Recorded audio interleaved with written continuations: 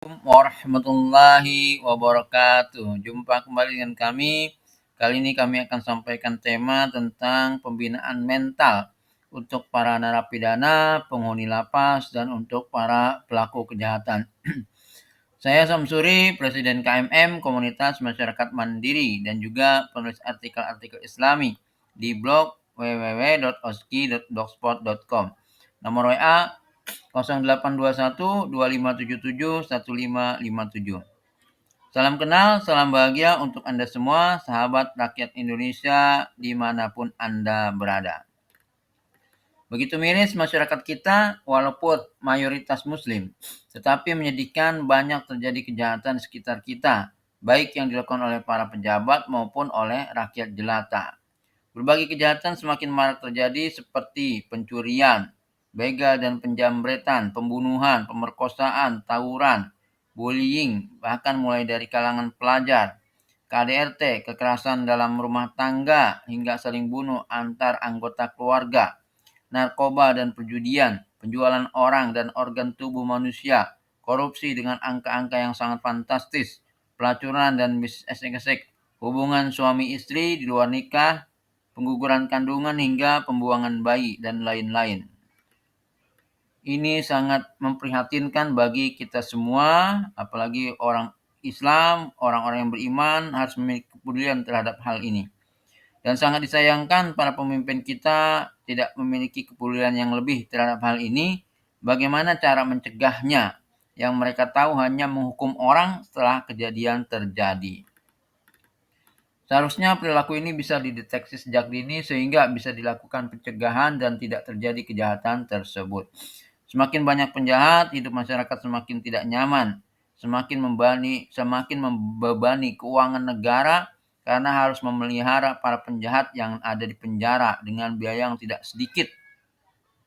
Maka ini harus menjadi perhatian kita bersama bagaimana cara mencegah dan mengurangi angka kejahatan agar tidak semakin meningkat terus setiap tahunnya. Umat Islam dan orang-orang yang merasa beriman harus turut prihatin dengan kondisi ini serta berupaya mengambil tindakan untuk pencegahan kejadian tersebut. Anda bisa mendukung program kami untuk penyelenggaraan pembinaan mental kepada masyarakat, khususnya kepada narapidana, kepada penghuni lapas, dan pelaku kejahatan. Sebarkan informasi ini seluas-luasnya ke masyarakat. Itu adalah sebagai bentuk tanggung jawab Anda semua terhadap hal ini. Ada apa semakin banyak terjadi kejahatan? Ada perbedaan kejiwaan atau mental umat Islam terdahulu dengan umat Islam di zaman ini. Umat Islam terdahulu dibina untuk lebih mencintai Allah, lebih mencintai surga daripada dunia, sehingga kejahatan sangat minim. Kalau umat Islam hari ini digiring untuk lebih mencintai dunia daripada mencintai Allah, daripada mencintai akhirat, surga. Sehingga karena faktor inilah timbul banyak kejahatan. Penyakit mental inilah yang harus dibenahi oleh umat Islam, oleh bangsa ini. Selama umat ini digiring untuk lebih mencintai dunia, maka berbagai kejahatan itu akan terjadi. Karena faktor ini juga bangsa Indonesia menjadi bangsa yang lemah, bangsa yang begitu mudah dikuasai oleh bangsa lain. Sebagaimana sabda Nabi Shallallahu Alaihi Wasallam dalam sebuah hadis, hampir saja bangsa-bangsa memangsa kalian sebagaimana orang lapar menghadapi meja penuh hidangan. Sahabat bertanya, apakah saat itu jumlah kami sedikit? Jawab Nabi SAW, bahkan saat itu jumlah kalian banyak. Akan tetapi seperti buih di laut. Allah akan cabut rasa takut dari dada musuh kalian dan sungguh Allah akan mencampakkan penyakit wahan dalam hatimu. Sahabat bertanya, ya Rasulullah, apa itu wahan? Jawab Nabi SAW, cinta dunia dan takut mati. Hadis riwayat Abu Daud dan Ahmad. Sahabat umat Islam, rakyat Indonesia, semoga kita dirahmati Allah Azza wa Jalla. Penyakit cinta dunia inilah yang diperingatkan oleh Nabi SAW sejak beliau masih hidup. Beliau sudah ingatkan kepada para sahabat. Penyakit cinta dunia bukan saja menghasilkan berbagai kejahatan yang luar biasa, tetapi juga kita menjadi lemah dan menjadi mudah dikalahkan oleh bangsa lain. Sahabat, dimanapun Anda berada, inilah tips kami agar bisa mengurangi angka kejahatan. Jangan lupa like and subscribe channel YouTube ini. klik tombol subscribe dan nyalakan lonceng hitam sebagai bentuk dukungan Anda terhadap kemajuan dan kemaslahatan umat dan masyarakat Indonesia. Bagi Anda yang membutuhkan file materi ini, bisa kami kirimkan file PDF melalui WhatsApp atau email. Simpan nomor kontak kami yang kami cantumkan di bagian awal atau akhir dari video ini. Pembinaan mental masyarakat dengan 17 karakter Al-Quran, serial edukasi BBA Bahagia Bersama Allah, dan terkhusus dalam materi ini untuk para narapidana, penghuni lapas, lembaga pemasyarakatan, atau para pelaku kejahatan. Inilah revolusi mental Islami, inilah obat untuk melawan penyakit wahan dan berbagai macam kejahatan lain. Perubahan mental besar-besaran yang harus dilakukan oleh bangsa ini dengan mental Islami, mental tauhid. Jika mau menjadi bangsa yang kuat, bangsa yang ditakuti oleh bangsa lain, bangsa yang meminimalisir berbagai kejahatan. 17 karakter Al-Quran inilah yang kami namakan 10 Quotient, kecerdasan 10, OSCI. Banyak umat Islam saat ini bangga dengan kecerdasan akademis, bangga dengan kecerdasan matematis, bangga dengan kecerdasan musik dan lagu, dan kecerdasan lain yang bersifat duniawi. Kecerdasan tauhid dengan 17 karakter Al-Quran inilah yang seharusnya menjadi perhatian lebih bagi umat Islam, khususnya bagi Anda yang merasa diri orang beriman. Karena tanda ciri orang beriman adalah lebih mencintai Allah dari semua urusan dunia, lebih mencintai surga daripada dunia. Firman Allah Quran Surat Ad-Duha ayat 4, dan akhirat itu lebih baik daripada dunia. Firman Allah Quran Surat Al-A'la ayat 16 dan 17. Sedangkan kamu orang-orang kafir memilih kehidupan dunia, padahal kehidupan akhirat itu lebih baik dan lebih kekal. Firman Allah juga di dalam surat At-Taubah ayat 24, katakanlah, jika bapak-bapakmu, anak-anakmu, saudara-saudaramu, istri-istrimu, keluargamu, harta kekayaan yang kamu usahakan, perdagangan yang kamu khawatirkan kerugiannya, dan rumah-rumah tempat tinggal yang kamu sukai, lebih kamu cintai daripada Allah dan Rasul-Nya, serta berjihad di jalannya, maka tunggulah sampai Allah memberikan keputusannya. Dan Allah tidak memberi petunjuk kepada orang-orang fasik. Ya, sampai-sampai Allah sebut orang-orang yang lebih mencintai dunia daripada Allah dan Rasul-Nya itu sebagai orang fasik. Maka ini hal penting yang harus menjadi perhatian bagi kita, khususnya bagi yang merasa beriman kepada Allah dan akhirat, surganya Allah Subhanahu wa Ta'ala. Kalau yang tidak beriman, memang tidak perlukan atau perhatikan ini, abaikan saja video ini. Karena itu memang tidak mudah menjadi orang yang beriman dan tidak mudah menyatakan diri beriman. Karena akan mendapatkan ujian dari Allah Subhanahu wa Ta'ala. Semoga Allah memberi daya kepada Anda dan kita semua. Amin ya rabbal alamin. Apa saja 17 karakter Al-Quran yang harus diperdalam dan diamalkan oleh umat Islam? Bukan sekedar didengar, bukan sekedar dibaca, bukan sekedar dihafal, tetapi diamalkan dalam kehidupan sehari-hari. Pertama, keyakinan yang kuat tentang kebesaran dan keagungan Allah Subhanahu wa Ta'ala. Bukan sekedar merasa Allah itu ada, ya, tetapi harus meyakini Allah itu ada dan betapa kebesaran dan keagungan Allah itu sangat dahsyat sekali. Memahami keagungan Allah Subhanahu wa Ta'ala sampai merasuk ke dalam hati atau jiwa Anda, pikiran Anda, dan bahkan harus bisa menggetarkan hati Anda. Quran Surat Al-Anfal ayat 2. Sesungguhnya orang-orang yang beriman adalah mereka yang apabila disebut nama Allah gemetar hatinya, dan apabila dibacakan ayat-ayatnya kepada mereka bertambah kuatlah imannya, dan hanya kepada Allah mereka bertawakal. Praktekkan ayat ini bukan sekedar dibaca, bukan sekedar dihafal, bukan sekedar didengar. Prakteknya adalah Anda benar-benar gemetar hati ketika mendengar atau menyebut nama Allah, atau bahkan ketika mengingat Allah. Kalau hati Anda belum bergetar, maka belum berhasil prakteknya. Seperti seorang petinju, ya, kalau dapat lawan yang sebanding, dia tidak akan takut. Tapi kalau petinju itu, ya, mendapat lawan atau musuh dengan kekuatan yang 1000 kali lebih kuat daripada dia, pasti dia akan otomatis bergetar hati, ciut nyali, merinding dengan membayangkan kekuatan musuhnya, atau bahkan ketika disebut nama musuhnya, dia langsung gemetar. Orang beriman wajib bisa praktekkan ini, ya, seperti contoh petinju tadi. Kalau Anda benar-benar bisa memahami kedahsyatan Allah, keagungan kebesaran Allah, pasti akan akan gemetar nyali ciut hati. Orang beriman wajib bisa praktikkan ini karena ini salah satu tanda penting bagi orang beriman sebagaimana dikatakan di ayat tersebut. Jika belum bisa praktikkan ini, bisa jadi belum dianggap beriman atau imannya belum merasuk ke dalam hati, jiwa, dan pikiran Anda. Anda harus benar-benar yakini dengan keyakinan yang kuat bahwa Allah Sang Pencipta yang Maha Dahsyat. Dahsyat kebesarannya, dahsyat kehebatannya, dahsyat ilmu pengetahuannya, dahsyat kekuasaannya, dahsyat keagungannya, dahsyat kekuatannya, dan lain-lain.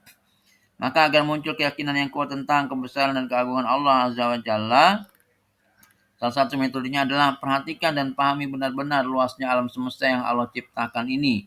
Langit yang begitu luas. Ya. Seperti Anda belum pernah ketemu bos Facebook, Anda belum pernah ketemu bos Google, tapi dengan Anda memperhatikan Facebook dan Google, Anda menjadi yakin bahwa ya pemilik Facebook dan Google atau bos Facebook dan Google itu adalah orang-orang yang luar biasa. Begitu pula kepada Allah Azza wa Jalla, sekalipun kita belum pernah melihat Allah, sekalipun kita belum pernah ketemu Allah, tetapi dengan memperhatikan luasnya alam semesta yang Allah ciptakan, maka kita akan menjadi yakin, sangat yakin bahwa Allah itu zat yang maha dahsyat, luar biasa, keagungan dan kebesarannya. Ibarat saja padang pasir atau gurun pasir yang sangat luas. Coba Anda bayangkan gurun pasir, apalagi jika Anda pernah ke Tanah Suci. Bumi yang kita pijak ini hanyalah seperti satu butir pasir saja di antara triliunan pasir-pasir yang lain yang tidak dapat kita menghitungnya. Ya, jika Anda berada di gurun pasir, coba Anda hitung pasir-pasir yang ada di situ. Ya, sampai Anda wafat, sampai usia Anda habis, Anda tidak akan habis menghitung pasir-pasir yang ada di situ. Bumi yang kita pijak ini berada di antara triliunan galaksi, triliunan planet, triliunan bintang, dan benda-benda angkasa yang lain. Dan ruang hampa yang menaungi semua itu yang teramat sangat luas dan jauh lebih besar daripada bumi yang kita pijak ini. Artinya kekuasaan Allah itu sangat luas sekali sampai nggak bisa dihitung dan nggak bisa dibayangkan karena saking luasnya. Maka itulah dahsyatnya keagungan dan kebesaran Allah Subhanahu wa taala. Anda harus benar-benar pahami ini dan yakini dengan sepenuh hati. Anda juga bisa tonton video YouTube ya tentang luasnya alam semesta ya di YouTube, ketik saja luasnya alam semesta, nanti ketemu banyak video di situ. Anda saksikan agar tergambar benar-benar dalam hati dan pikiran Anda bahwa benar-benar Allah itu maha dahsyat dalam semua hal. Luasnya alam semesta itulah luasnya surga yang Allah ciptakan. Sebagaimana firman Allah, "Wasari'u ila magfiratin min rabbikum wa jannatin 'arduhas samawati wal ard." Bersegeralah kepada ampunan dari Rabb kalian dan kepada surga yang luasnya seluas langit dan bumi. Bumi ini terlalu kecil bagi orang beriman, surga yang sangat luas itulah yang pantas bagi orang beriman. Jika di bumi ini Anda hanya punya rumah seluas 1000 hektar, sekalipun 1000 hektar, maka di surga nanti Anda bisa punya istana sebesar satu galaksi. Istana dunia Anda terlalu kecil jika dibandingkan satu galaksi, bahkan bumi ini pun terlalu kecil jika dibandingkan satu galaksi. Kenapa Anda lebih mencintai dunia yang begitu kecil dibandingkan surga Allah yang teramat besar dan luas? Maka benar-benar tidak pantas bagi orang beriman jika lebih mencintai dunia daripada akhirat. Tidak pantas bagi orang beriman jika lebih mencintai dunia daripada akhirat. Tidak pantas bagi orang beriman jika lebih mencintai dunia daripada surganya Allah Azza wa Jalla. Di zaman Nabi SAW belum ada teropong bintang, belum ada satelit untuk bisa melihat luasnya alam semesta. Tetapi keimanan mereka sangat besar terhadap kebesaran dan keagungan Allah Subhanahu wa taala dan terhadap surganya Allah Azza wa Jalla. Di zaman ini sudah canggih, manusia sudah punya teropong bintang, sudah punya satelit. Ya, pesawat luar angkasa bisa menyaksikan indahnya dan luasnya alam semesta. Tetapi kenapa masih lebih berat dunianya daripada akhiratnya? Inilah yang belum dipahami oleh umat Islam zaman ini. Kenapa ini penting? Karena jika Anda tidak meyakini dan menjiwai sepenuh hati tentang kebesaran, keagungan, dan kedahsyatan Allah Subhanahu wa taala, Anda akan sulit mengamalkan perintah atau larangan Allah. Anda sulit menurunkan ego Anda kepada orang lain. Anda sulit beralih dari cinta dunia kepada cinta Allah. Anda sulit beralih dari cinta dunia kepada cinta akhirat, kepada cinta surga. Anda sulit mengamalkan 16 karakter yang lain yang kami sampaikan di serial edukasi BBA ini. Hanya dengan memahami keagungan dan kebesaran Allah, Anda bisa meredam rasa cinta dunia yang berlebihan. Jika Anda memahami keagungan dan kebesaran Allah dengan baik, maka Anda akan mudah berbuat sesuatu itu benar-benar karena Allah. Bahagiamu karena Allah, bukan karena wanita. Bahagiamu karena Allah, bukan karena harta dan jabatan. Bahagiamu hanya dengan Allah, bukan dengan kemewahan dunia. Maka dengan memahami hal ini saja, Anda tidak akan mau berbuat kejahatan lagi. Karena harta dunia semewah apapun terlalu kecil dibandingkan dengan megahnya istana di surga nanti.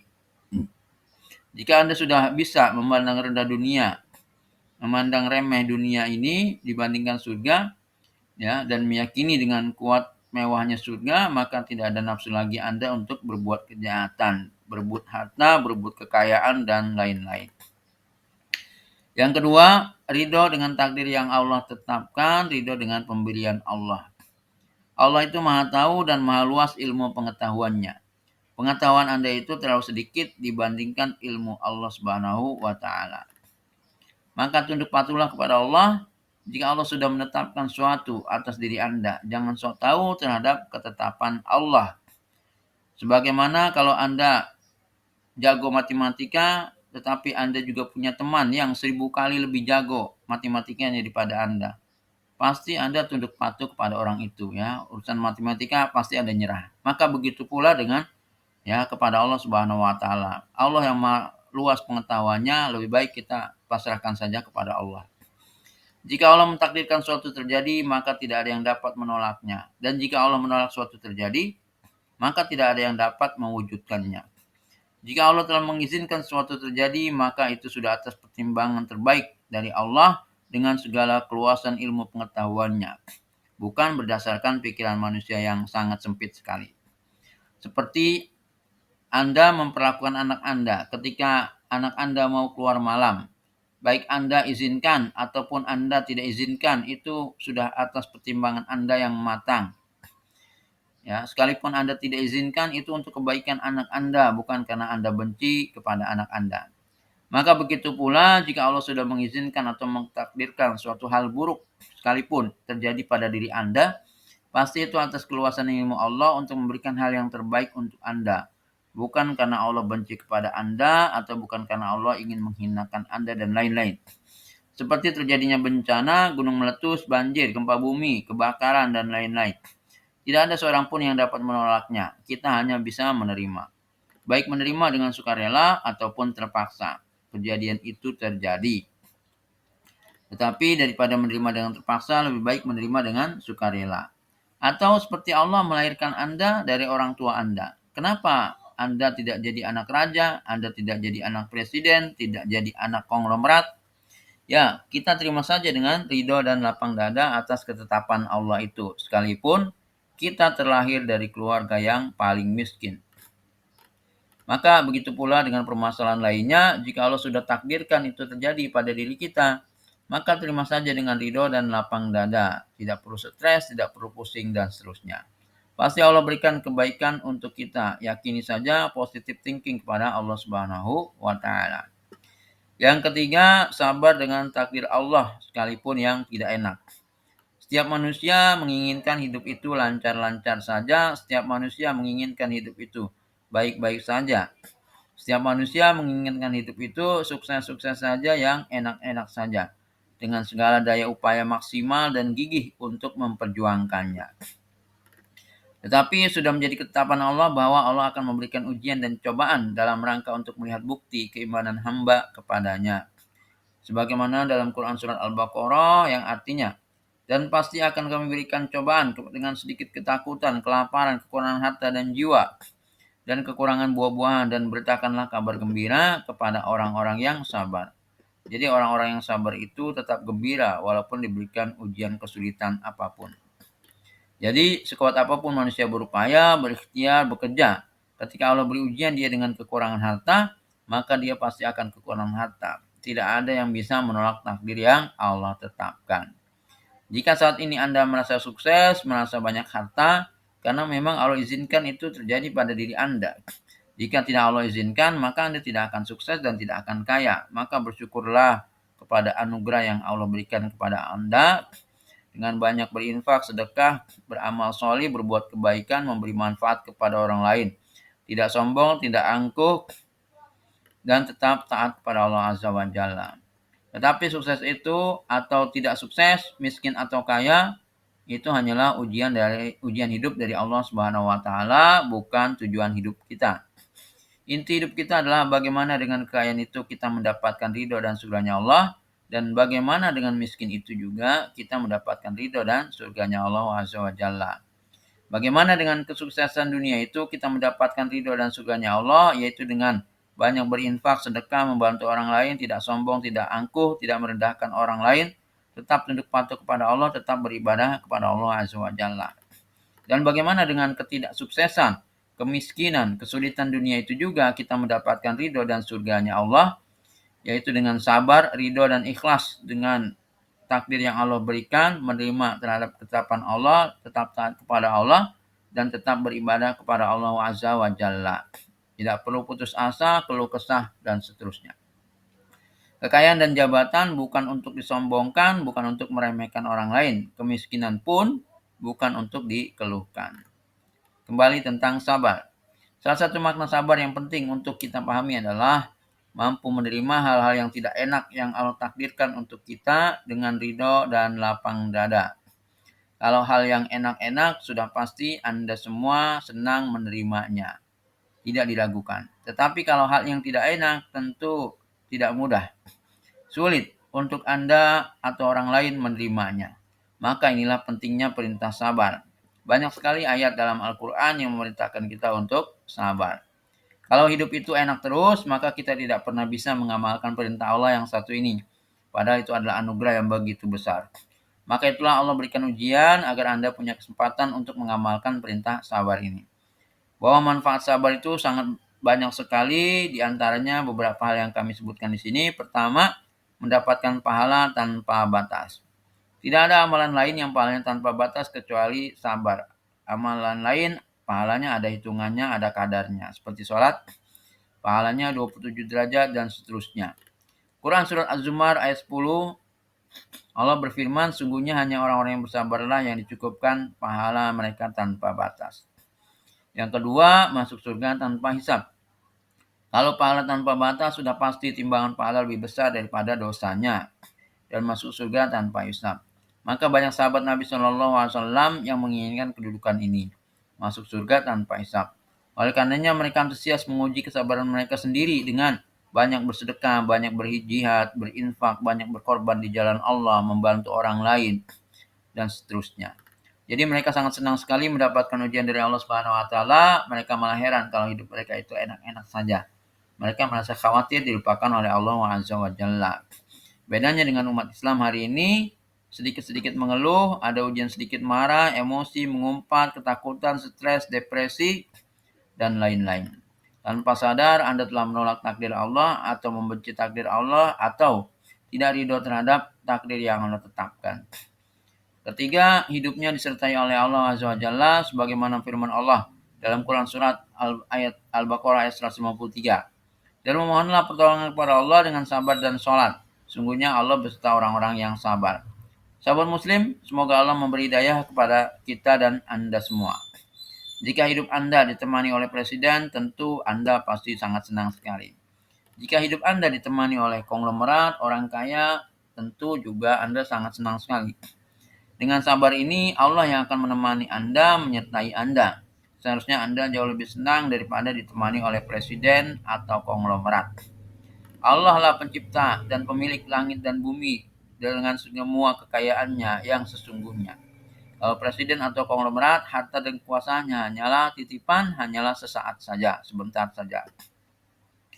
Jadi dengan sabar, Anda akan ditemani oleh pemilik sesungguhnya kekuasaan dan kekayaan yang ada di bumi ini. Maka inilah pentingnya untuk memahami poin tentang meyakini dahsyatnya keagungan dan kebesaran Allah Subhanahu wa taala. Kalau Anda paham ini, maka Anda akan siap menjalani sabar sampai kapanpun, sabar tanpa batas sekalipun, ya, tidak sekali-kali terucap dalam lisan Anda, sabar ada batasnya, sabar ada batasnya. Apabila Anda memahami tentang anugerah besar yang Allah berikan kepada orang-orang yang sabar. Jadi sabar itu manfaatnya jauh lebih besar dari harta apapun yang Anda miliki di dunia ini. Sabar itu jauh lebih berharga daripada istana paling megah di bumi ini. Ya, sebagaimana poin 4, sabar saat lebih baik daripada dunia dan seisinya.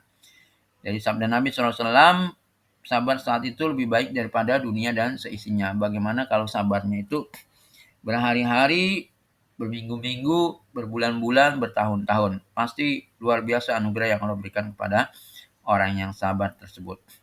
Yang kelima, benar imannya. Dan orang-orang yang sabar dalam kesempitan, penderitaan, dan dalam peperangan, mereka itulah orang-orang yang benar imannya. Dan mereka itulah orang-orang yang bertakwa. Quran Surat Al-Baqarah ayat 177. Salah satu contoh kisah sabar. Seorang wanita yang punya penyakit datang kepada Nabi Shallallahu Alaihi Wasallam mengadukan tentang penyakitnya. Maka Nabi SAW memberikan dua pilihan.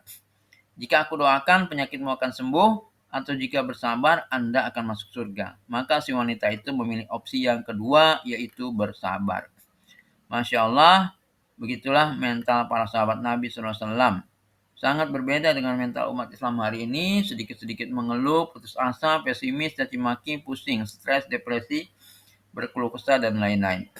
Karena itulah pelajaran penting yang memang harus pahami, didalami, dan diamalkan umat Islam zaman ini adalah tentang 17 karakter Al-Quran ini. Agar mudah memahami hebatnya sabar, kami gunakan contoh ini. Anda akan diberikan emas dengan dua pilihan.